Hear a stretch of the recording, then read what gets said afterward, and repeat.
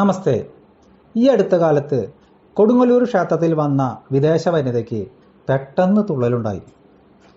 ഇത് ദേവീ ചൈതന്യം ആവേശിച്ചതാണോ, അതോ അവിടുത്തെ താളവും അന്തരീക്ഷവും ചുവന്ന വസ്ത്രങ്ങളും അവരിൽ ട്രാൻസ് എന്ന സൈക്കോളജിക്കൽ അവസ്ഥ ഉണ്ടാക്കിയതാണോ?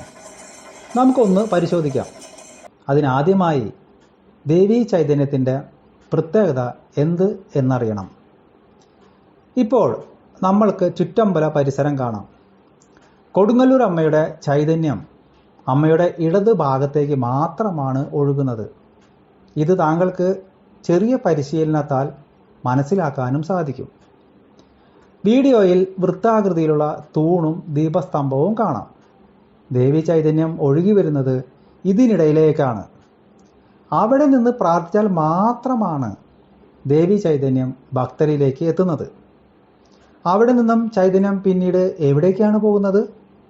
നോക്കൂ, കോഴിക്കല്ലിൻ്റെയും വൃത്താകൃതിയിലുള്ള തൂണിൻ്റെയും ഇടയ്ക്കാണ് ദേവി ചൈതന്യം ഒഴുകിയെത്തുന്നത്. ഇവിടെ നിന്നാലും ദേവി ചൈതന്യം നമ്മളിലെത്തും. അപ്പോൾ വിദേശ വനിതയ്ക്ക് സംഭവിച്ച് എന്തെന്ന് നമുക്ക് നോക്കാം. ദേവി ചൈതന്യം ഒഴുകി വരുന്ന ഭാഗത്ത് നിന്നിരുന്നെങ്കിൽ മാത്രമാണ് അവരിൽ ദേവി ചൈതന്യം ആവേശിക്കുകയുള്ളൂ.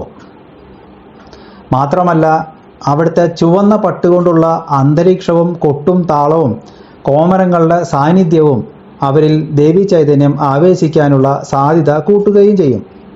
ചുരുക്കത്തിൽ, ദേവി ചൈതന്യം ആവേശിക്കണമെങ്കിൽ മേൽപ്പറഞ്ഞ സ്ഥലത്ത് നിന്നാൽ മാത്രമേ സാധ്യതയുള്ളൂ. അല്ലെങ്കിൽ വിദേശ വനിതയ്ക്ക് സംഭവിച്ചത് എന്താകാം? ദേവി ചൈതന്യം ആവേശിച്ചിട്ടില്ലെങ്കിൽ പോലും ഒരാൾക്ക് വലിയ താളമേളങ്ങൾ, വിശേഷിച്ച് അസുരവാദ്യമായ ചെണ്ടയുടെ താളം വലിയ സൈക്കോളജിക്കൽ മാറ്റം ഉണ്ടാക്കാം. ചിലർ പതിയെ ഹിപ്നോട്ടിക് തരംഗത്തിലേക്ക് മാറും.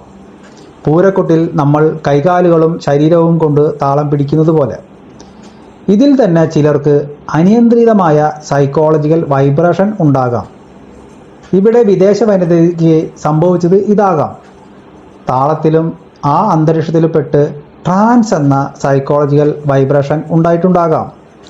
ക്ഷേത്ര ദർശനത്തിന് വരുന്നവർ ദേവീ ചൈതന്യം ഉള്ള ഭാഗത്ത് പ്രാർത്ഥിക്കുമ്പോൾ തന്നെ അക്ഷശക്തി സ്ഥാനം കൂടി അറിഞ്ഞാൽ പൂർണ്ണ ഫലസിദ്ധി ലഭിക്കും. അതിനായി ഞങ്ങളെ വിളിക്കുക.